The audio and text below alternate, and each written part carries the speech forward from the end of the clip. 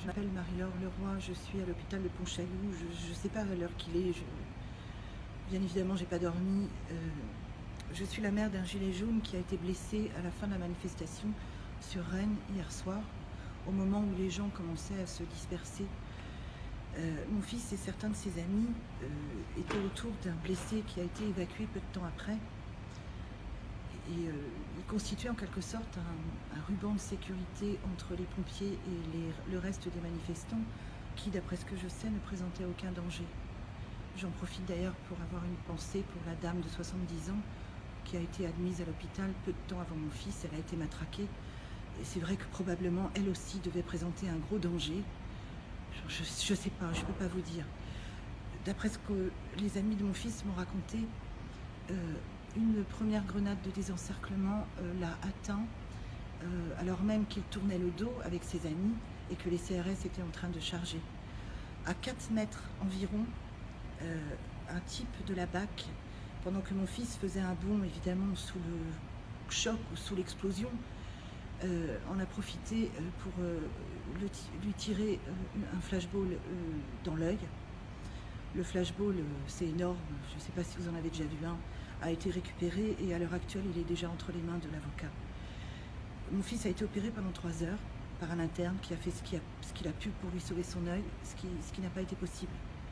Monsieur Macron, pendant que vous faites le malin en bras de chemise dans les gymnases, pendant des heures, en soliloquant, parce qu'il est vrai que vous aimez surtout parler seul, pendant ce temps-là, vos sbires, monsieur Macron, mutilent nos jeunes.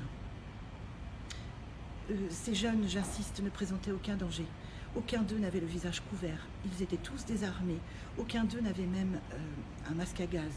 Quoi que ce soit qui puisse, de près ou de loin, s'apparenter à une arme de destination, puisqu'on sait maintenant que même des lunettes de piscine peuvent être considérées comme des armes. Pendant donc que vous faites le malin, vos sbires agressent nos jeunes, agressent des personnes âgées.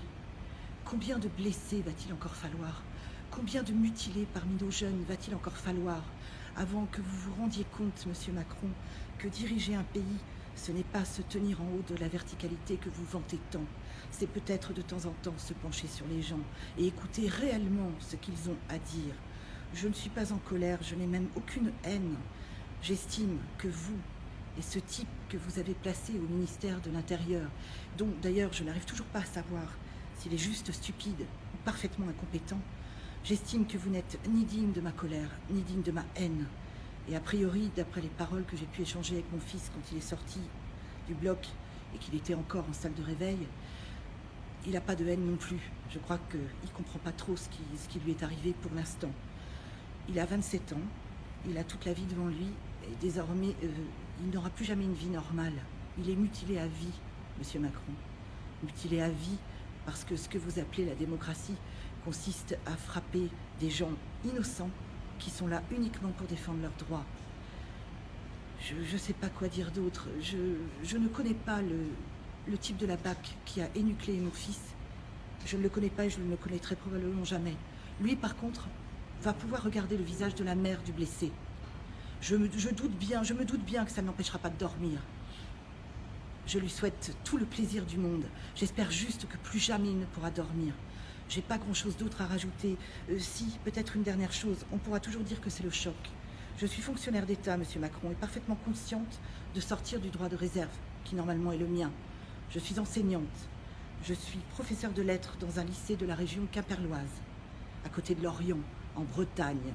Je pense que vous n'aurez aucun mal à me retrouver vu que j'ai donné mon nom.